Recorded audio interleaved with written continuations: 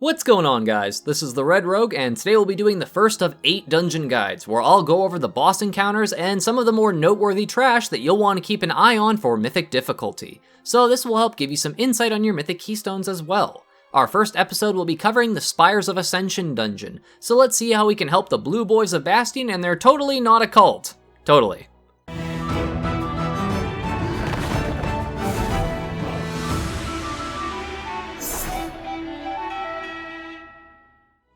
This guide will be broken up into sections, so if you're looking for just boss fight info, then feel free to hop around. However, I will be talking about numerous of the relatively annoying standard enemies that you'll come across, as well as the Covenant-specific bonus that you'll be able to take advantage of as a Kyrian, though I'll do my best to keep this as short as possible while covering all these different topics. There are quite a few different enemies you'll come across throughout the dungeon, so here's a quick heads up on some of them as we go between boss to boss. I'll go over others as we progress along the guide. The Forsworn Goliaths will cast Rebellious Fist, which does a lot of AoE damage for a 30-yard range. This needs to be interrupted every time, because on fortified weeks, this hits amazingly hard. This add has an anima bar and uses 50 anima whenever it casts a move. Once it runs out, it'll cast an Absorb Shield, and the longer the shield is active, the more anima it gets back, so just make sure to always interrupt Rebellious Fist. Forsworn Menders have a move called Forsworn Doctrine, and this must be interrupted too. This heals a target for 10% of their max health every second for 8 seconds, so it's very important to stop the cast. They'll also cast Imbue Weapon, which makes their next 5 attacks deal a lot more damage, so tanks will need to watch out for that if it's active, and it can be dispelled just as a heads up. Forsworn Castigators are annoying range adds that will repeatedly cast the interruptible Dark Lash move that does a decent amount of damage, as well as the Burden of Knowledge. This deals damage and applies a dot, but is dispellable. Our first boss is Kintara. This is a pretty straightforward fight, where the boss will have a shared health pool with Azules, this blue evil bird thing. Ideally, you'll be hitting both of these if possible, as cleaving or multi-dotting is highly effective in this fight. On Mythic difficulty, the two enemies will be tethered together with a black and white beam, and if you touch it, you'll gain a stacking debuff that lasts for 10 seconds and deals a damage over time effect. Azules will fly around to random parts of the room and spew out a frontal cone of cluster shots called Attenuated Barrage. They hit really hard and are arcane damage based, so you can immune them if you forget to avoid one, but avoiding them is ideal. Kintara, on the other hand, will have a frontal cone attack called Overhead Slash, so your tank will need to keep this pointed away from any melee who have the masochistic tendency of standing on the tank. She'll also occasionally cast Dark Spears, which puts out a damage over time, magical dispellable effect on players randomly. Kintara will make use of the skies, flying around, and while she's up there, she will target players with Charged Spear. This will deal arcane damage to the targeted player and all players within 5 yards of them, so move this away from the group. It will also leave a black puddle on the ground called Ionized Plasma. This will deal arcane damage every second and slow you while you're in it, so don't be in it. Overall, this is a pretty easy fight as long as you don't stand on the tank or get hit by those attenuated barrages. After Kintara, you can choose to either go left or right, resulting in a variety of different combinations of enemies, so I'll just mention some of the more annoying new enemy types you'll come across. The order I mention them in does not directly correlate with the other things that you'll see, just because you might go to a different route and it will change the combination of enemies you'll run into. Forsworn Stealth Claws are invisible Larians that will pounce and stun people if you don't knock them out of stealth before running into them, which is quite annoying. Your tank might end up needing to kite these, as apparently they can put out a hefty amount of damage. Ether Divers are more of these blue bird thingies, and they have an interruptible damage over time ability called Insidious Venom that hits for a lot of damage, and they'll also spew out a line of black maw-touched spittle that leaves hard-hitting puddles on the ground. Forsworn Squad Leaders will have an Inspiring Presence aura that they put out for nearby allies, making them heavily reduced to AoE damage effects.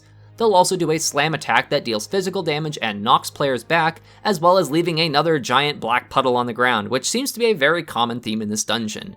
This puddle will deal arcane damage over time. Forsworn Champions will have the Forsworn Doctrine and Imbue Weapon abilities just like the Menders that I mentioned earlier, so make sure to interrupt the Doctrine so they can't heal their allies, and dispel Imbue Weapon if your tank is getting hit a little too hard to handle. While you're on either of these paths, you'll also run into a slain Kyrian that I'll mark on the map on each side. If you have a member of the Kyrian Covenant in your group, then you can pick up a Spear of Destiny, giving them an action on-use item. This spear causes an AoE stun effect for 10 seconds, and all enemies hit will also take 20% more damage during that 10-second window, so you'll want to make some good use out of it. There will be one more spear that I'll point out later as well. Our second boss is Ventunax, and this is a relatively straightforward encounter. The boss will cast Dark Stride, which makes them lunge towards a random player and applies a heavy damage over time effect that hits once a second for 20 seconds. The boss will leave a shadow whirl wherever it is being tanked when Dark Stride occurs. This is a black, shadowy looking ball thing that spits out dark bolts in a counterclockwise rotation. Dark bolts hit really hard and will knock you in the air if you get hit, so avoid hitting them at all costs basically. Ventunax will also cast Blinding Flash, which is a frontal cone attack that stuns you for 3 seconds and apparently whites out your screen like you got hit in the face with a flashbang or something, so the name is quite appropriate. All of these moves cost Ventunax energy, so once it runs out, it'll have to recharge. Basically, the boss will do nothing for about 10 seconds. During this time, all of those shadow whirls from earlier will spit out 9 dark bolts at a time simultaneously, so you'll want to get as far away from them as you feel necessary to effectively dodge the bolts. Rinse and repeat, and hopefully don't get overwhelmed by shadow whirls for taking too long. Once you defeat Ventunax, you'll use a flying Kyrian to bring you to the next platform. For players of the Kyrian Covenant, that second spear I was mentioning will be on the right-hand side of this big stairway, so be sure to grab it. Our 3 newest annoying enemies are the Forsworn Hellion, the Forsworn Warden, and the Forsworn Justicar.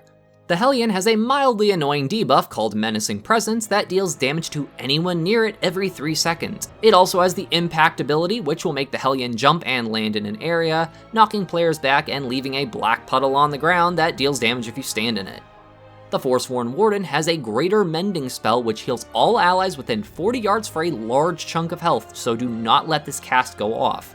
He'll also have Bless Weapon, which causes his next 5 attacks to deal extra damage and heal nearby allies, so it can be dispelled from him too. The Justicar has a move called Forced Confession, which should be interrupted if possible. This will deal a good amount of damage to whoever it hits, and it will also make them deal damage to allies within 3 yards, and they will spew out black orbs like the ones from Ventunax every 3 seconds, and they hit almost as hard. This debuff can be dispelled, so it should be if this cast gets off. For our next boss, we have Oryphrion. Tanks will be hit with Charged Stomp, which deals damage and applies the Charged Anima debuff to the tank and all players within 8 yards of the one that was hit. This causes damage over time for 12 seconds and reduces movement speed by 30%. Oryphrion will also hit a random player with Purifying Blast. This puts a circle around you that will deal damage to you and anyone else who is in the circle when the ability hits you, so move away from others. He also has Imperial Ordnance, which causes a big arrow to go on your head. Move these away from the boss as they'll leave giant puddles on the floor that deal damage and reduce your haste and will be part of the next phase. Also, never ever let the boss stand in these puddles, as it makes his moves cost no anima and he'll deal 20% more damage. When his anima energy bar runs out, he'll go into the drained phase. He'll take double damage while he recharges anima, and all those big puddles that I was talking about will turn into these little balls that will start moving towards him. Do not let them reach the boss, as they make him recharge faster, and they'll do group-wide damage for each one he gets. Instead, you'll want people soaking these. This will cause the player to take damage and get a stacking damage over time debuff, but if you have a magic immunity spell like Cloak of Shadows, for example, you can basically soak as many as you need to. When you soak these, it does a small circle of AoE damage around you, so try not to run on top of somebody else while doing this. The fight then starts back with the boss at full anima energy, and you rinse and repeat until he's defeated. We have one last boss to deal with, Devos, the Paragon of Doubt. However, before getting into that, there is a trio of enemies who can be quite annoying to deal with right before her. They are Lachesis, Klotos, and Astronos. All 3 have a buff called Fates Intertwined, so when you kill one, the abilities they had will then be given to their remaining allies. Lachesis will have the Oppression Aura debuff, which is a stacking debuff which lasts for 12 seconds and refreshes with new stacks. This will make all players take increased damage from all sources and is the ability that she gives her allies when she dies. Lachesis' main ability is the Diminuendo attack, which is a frontal slam that spawns 3 waves of black pain. Klotos will do a slam attack similar to those other Forsworn enemies and leaves a puddle of pain behind in his wake. Klotos applies the Aura of Intimidation, which is another stacking debuff that inflicts arcane damage every 3 seconds. This will be the effect his allies will gain upon defeating him. And lastly, Astronos. He will throw a charged spear at a player's location, knocking back any players hit by it. The spear will leave a black puddle on the ground, which will occasionally radiate black waves, so ideally your tank won't just leave you standing on top of all the spears the entire time you're fighting him and will instead move the frickin' ad away. The charged spear ability is what will be carried over to the other enemies if they're left alive and he's killed before them. For the order to kill these 3 in, I'd recommend starting with Astronos, then doing Lachesis or Clodos, depending on which debuff you'd rather deal with as a group, since they are both aura debuffs. Also, if you wait between pulling each of these 3 enemies, you can let your debuffs fall off, which otherwise can get a bit messy if you keep chaining them and stacking the buffs even higher. And lastly, Devos, the Paragon of Doubt. This fight will have 2 phases. In the first one, you'll be DPSing her while avoiding getting hit by her run-through lunge attack, which picks a random player. She'll also debuff 2 players with Lost Confidence. This does damage over time, and when the debuff falls off or is dispelled, it'll leave a black puddle on the ground which applies a stacking dot called Lingering Doubt, so you'll want to move this away from your group. Devos will occasionally cast Abyssal Detonation, which is a huge nuke attack that explodes and kills everyone that is not standing in the giant blue bubble, so make sure to get in there before Abyssal Detonation's cast is finished. Once Devos reaches 70%, she'll transition to the second phase. During this phase, winds will push the players around the room, some small black puddles will appear, and some blue anima orbs will appear too. The goal is to gather all of the anima orbs and bring them to the middle of the room where that spear is stuck in the ground. You can only hold 1 orb at a time, and to collect it, all you do is run into it and then run to the spear. Once all 5 are collected, 1 player will have to right-click on the spear, which will give them a special action button. Your goal is to chuck the spear at Devos as she moves around, so if you miss, you have to recollect those anima orbs again, so don't miss. Also, you'll be constantly getting the stacking Lingering Doubt debuff that I mentioned earlier, so yeah, hopefully you can dispel these or heal through it, because it gets really hectic if you don't get it in the first try. Once you hit Devos with the spear, it'll take 10% of her health off and damage, and you'll return to phase 1. She'll do the air phase again at 30%, and then you just have to finish her off, and you have successfully completed Spires of Ascension. I hope this guide of the bosses and trash of Spires of Ascension proves useful to some of you folks getting into dungeons or mythic keystones for the first time. There are a lot of nuances to dungeons, especially with how many effects the trash mobs have that you might not realize right away, so hopefully this helps point out some of the more important things for you to keep an eye on.